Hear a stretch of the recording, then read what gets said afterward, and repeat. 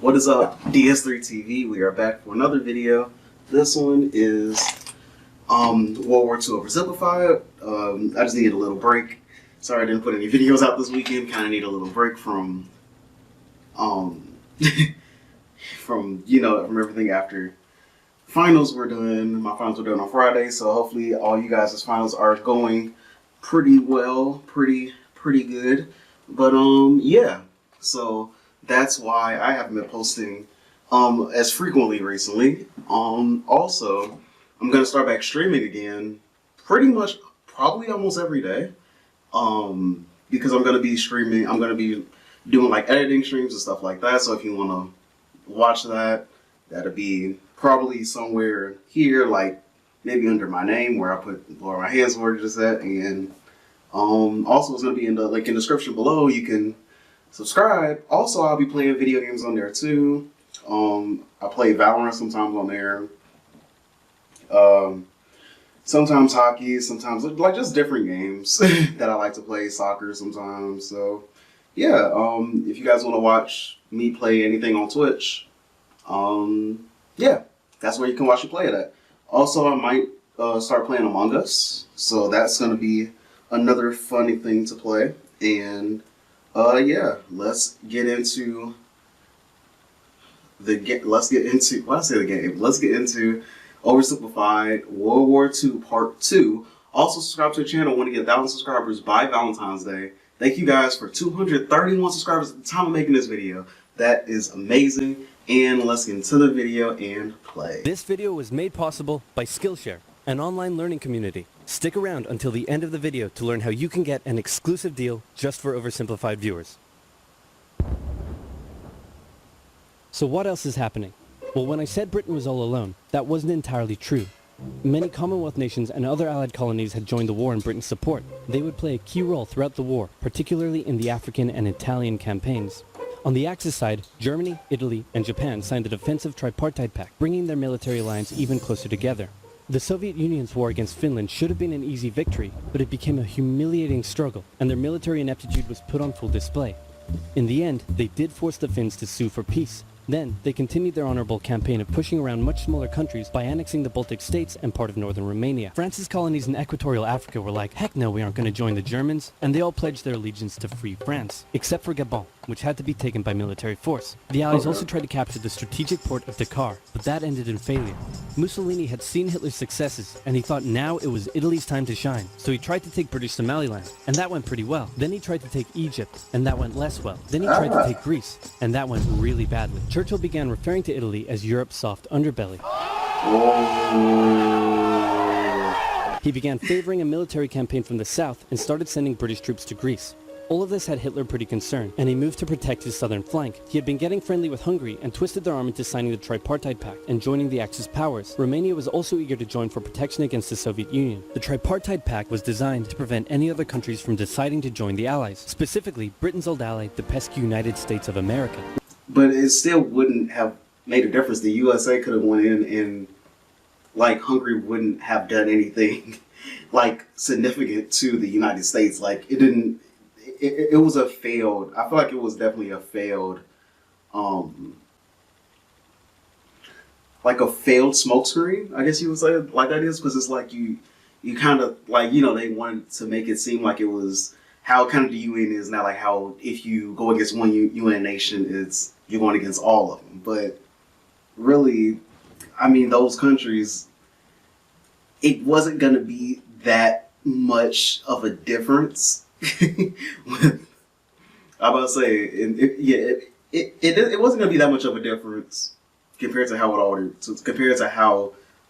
it already was. Like they still were significantly outnumbered. That's what I mean to say. Like, they still were significantly outnumbered compared to the United States and Britain and the other allied powers.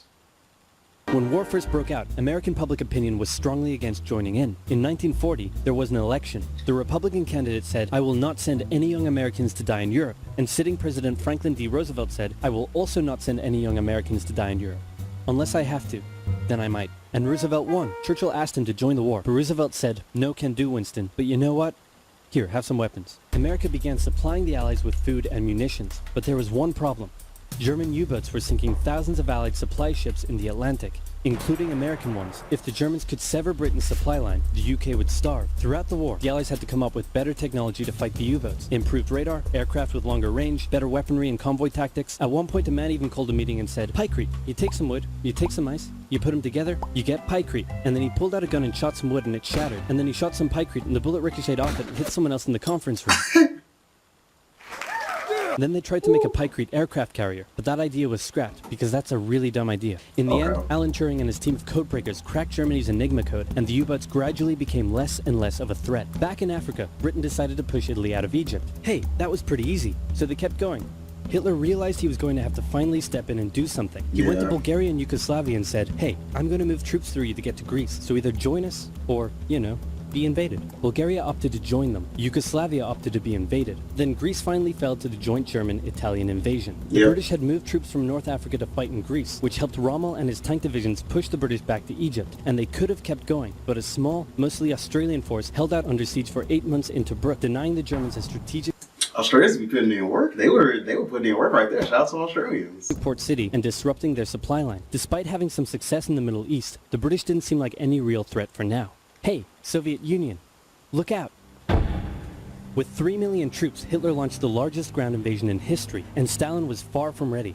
Both Churchill and Roosevelt had warned him of an impending attack, but he dug his head in the sand and the Soviets didn't stand a chance. Germany made staggering progress, with huge encircling movements capturing mind-boggling numbers of Russian troops. A 250,000 at Bialystok, Minsk, 300,000 at Smolensk, nearly 700,000 at Kiev, and again at Vyazma and Bryansk. Leningrad was put under a siege that would last an insufferable 4 years. The invasion of Russia had been Hitler's main ideological goal from the beginning, and his hatred for the ethnic peoples there was now unleashed in all its fury. And they were also afraid of Russia too. They were very afraid of Russia.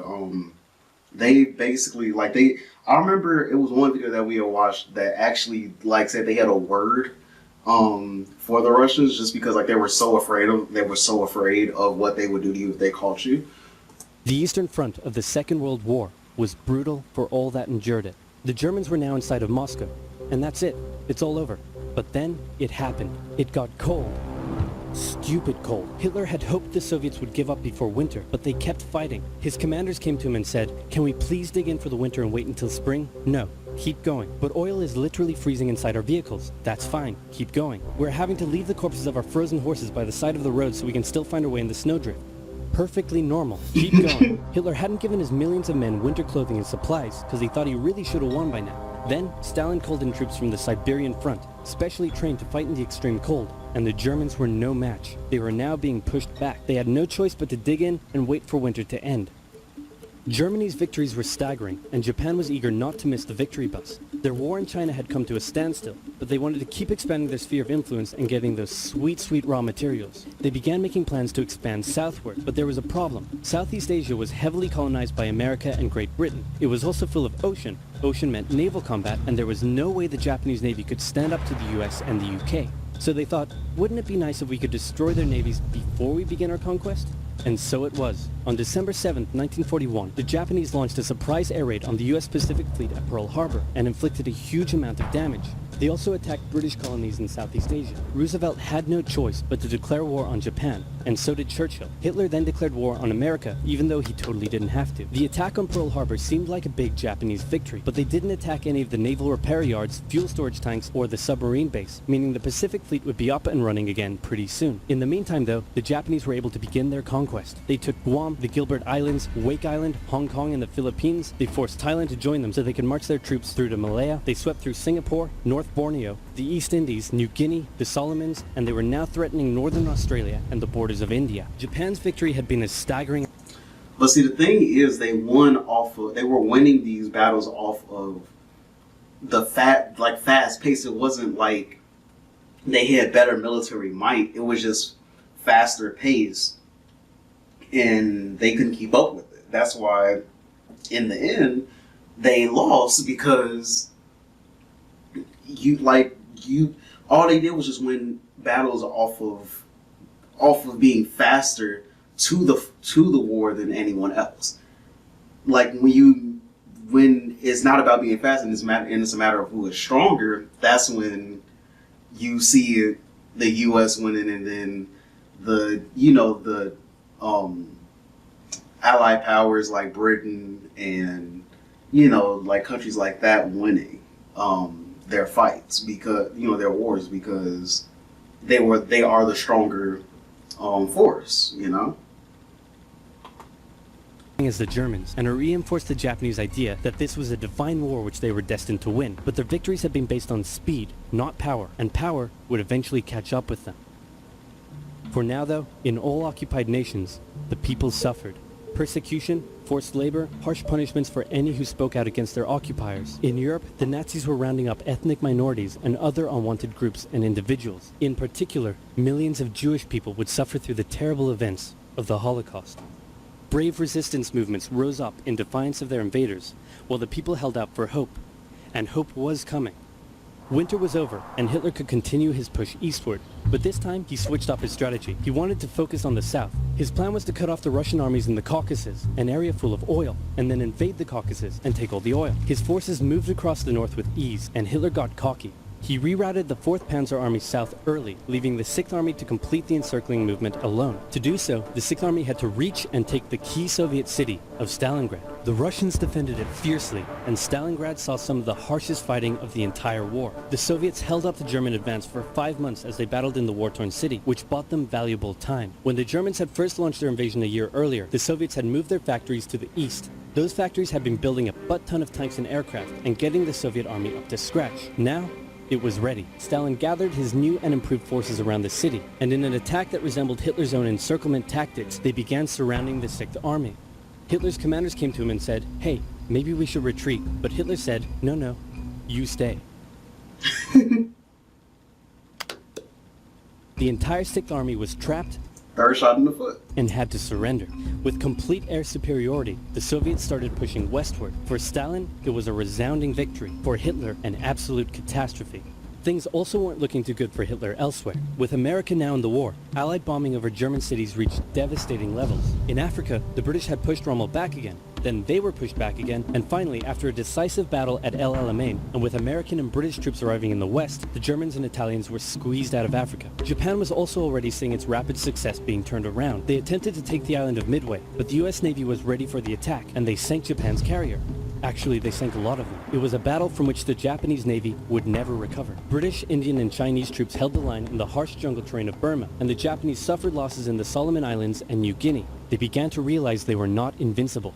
With the Axis out of Africa, the Allies had to decide their next move. Churchill still wanted to attack from the south, while the Americans preferred a full sea invasion in northern France. "All right," said the Americans, "we'll do it your way." Allied forces successfully landed in Sicily and began moving north. They also carried out bombing raids over Rome. The thing was, many of the people in Sicily had relatives living in America, and they greeted the American troops quite warmly. With the war reaching home territory, most Italians just weren't that into it, and Mussolini was suddenly very unpopular. He was voted out by his own fascist Grand Council and was toppled from power. Italy immediately began negotiations for surrender. Hitler wasn't surprised and had already sent reinforcements southward. In an operation he ironically called Operation Axis, German troops quickly disarmed Italian troops in the north. The Allies continued fighting the Germans up through Italy, but then winter set in, meaning mud, and everything slowed to a halt. "All right," said the Americans, "let's do it our way as well." Germany had made itself a lot of enemies, and millions of Allied troops had been gathering in England as factories worked around the clock producing the war material needed for a super crazy massive, the likes of which the world has never seen before, invasion of Europe. The Germans knew an Allied invasion would come, but they didn't know where it would land. Thanks to Allied deception tactics, they thought there was a pretty good chance it would come at Calais, but the Allies were really going to land in Normandy because it was less fortified and the beaches were nicer. Under the careful planning of General Dwight D. Eisenhower, the invasion that had been long in the making was just about ready to go. Just one thing was preventing the launch: the British weather. For a short while, everyone sat around waiting for a decent day, and then it came. On the night of June 5th, over 1,000 bombers took off and raided coastline defenses, while paratroopers were dropped inland in a bit of a chaotic operation, tasked with sabotaging defenses and capturing key bridges to stop any German reinforcements from reaching the beaches. Early the next morning, the barrage came, as Allied ships fired a huge number of shells at the German fortifications, and then the landings. The Americans at Utah and Omaha, the British at Golden Sword, and the Canadians at Juneau. It was a tremendous struggle with a great loss of life, particularly at Omaha, but the Allied troops captured the beaches and the landings were a success. success. Then they began their movements inland. They took the port of Cherbourg and the city of Caen. The Americans moved south to capture Brittany. Then, in a massive disaster for the Germans, British and Canadian troops from the north and Americans from the south trapped the German 7th Army in a near wipeout encircling movement. In August, Allied troops landed in the south of France to little resistance. On one beach, all they found was a Frenchman handing out champagne. Paris was liberated, and the Germans were pushed out of France as the Allies entered Belgium. In the Far East, the Allies started to push the Japanese out of Burma, as the Americans launched a two-pronged offensive in the Pacific. In the south, General MacArthur led the push to liberate the Philippines, while General Nimitz oversaw the brutal island-hopping campaign. American forces had to make hard-fought landing after hard-fought landing on fiercely defended small islands as they moved steadily towards the Japanese mainland. The Japanese believed that the greatest thing a person could do was to die in battle, and the most dishonorable act was to surrender. As a result, they fought ferociously to the very end, and the closer the Americans got to the mainland, the more ferocious the resistance became. In February 1945, the Americans captured the island of Iwo Jima, and an intense firebombing campaign of Japan's wooden cities began. The Allies suffered some setbacks trying to liberate the Netherlands, but they were making progress and were now threatening the industrial heartland of Germany. Hitler's health, both mentally and physically, was rapidly deteriorating. Things were looking bad, and he was desperate. He said, "We need to turn this thing around, and I have just the trick. Remember a few years back when we blitzkrieged through the Ardennes and trapped the Allied forces in Belgium? Well, I'm going to do the exact same thing. Again." He gathered his forces and tried to pound them through the Ardennes. He used up the remainder of Germany's strength and resources, and he managed to create quite a nice bulge. He also trapped some American forces in the Belgian town of Bastogne. The Germans sent the trapped Americans a message saying surrender or be annihilated. When it was read out to the commanding officer, he said, "They want to surrender? No, sir, they want us to surrender." Nuts! And that's what they sent off as their official reply. General Patton's Third Army then managed to break the siege from the southwest, and the Germans were pushed back. Hitler's last-ditch attempt had failed, and what followed was a total collapse of the German forces. The Allies pushed into Germany from both sides. The Soviet Union took Warsaw and kept pushing to Berlin. In his bunker, Hitler realized all hope was lost. Berlin fell, and with it, Hitler's dreams of a great German empire. Two of the Axis nations had been knocked out. One to go. The Americans began their assault on Okinawa, the last island before they would reach the Japanese mainland. The desperate Japanese fought hard, launching kamikaze attacks on the US ships. The citizens of Okinawa suffered through the terrible fighting, but in 2 months, the island was captured. The Allies now had to make a choice. Either continue the devastating struggle up the Japanese mainland, or they could try to coerce the Japanese into surrendering now. In July, now a lot of people have different opinions on what they should have done because of, like, should they have, just risked a whole, a lot of soldiers' lives, or just did those two atomic bombs attacks? And it's kind of hard. It's kind of a hard thing to say, when you think about it, because honestly, yeah, they did, say that, it was a lot of people that died from the atomic bombs, but also it would have been a lot of people that died regardless of whichever option you were going to do. It was just more of a matter, how would Japan actually give up? What would make them give up more? I feel like more so than what would be the more human option. Because if you think about it, it probably would have just been more troops that would have died anyway. So that's more people to die. And obviously, since it's going to be in someone else's country, it's not like, it just in a war, a battlefield, it's going to be civilians that die too anyway. So I feel like you have to, they really had to figure out what would make them surrender faster. That's what I think. But yeah, we're going to keep watching. the first successful atomic bomb test took place in New Mexico, and the destructive weapon was ready for use. America and the UK were also seeing the Soviet Union not so much liberating as occupying its captured territories, and so they wanted to put on a show of force. On August 6th, the A-bomb fell on Hiroshima. Then, on the 9th, Nagasaki. The cities were reduced to rubble, and for the people living there, it was a terrible fate. But for the Allies, it achieved their main aim. In September, the Emperor announced Japan's surrender, saying the war situation has developed not necessarily to Japan's advantage. After 6 years, war was finally over. The Allies occupied Japan for 8 years. The Emperor was allowed to keep his position, but General MacArthur made sure this picture was printed in the Japanese press to display to the Japanese people that their Emperor was not the divine, powerful being they had believed. Germany was divided between America, the UK, France, and the Soviet Union. In 1949, the Allied sectors were united into West Germany. The Second World War had been more terrible and destructive than the first. In its aftermath, two major superpowers with two very different ideologies had come out victorious, and the tension between the two of them would create a new kind of war. A very, very cold one. Wow, Churchill, that looks just like me. Yep, that's definitely the next war that happened. So, yeah, talk to you guys in the next video.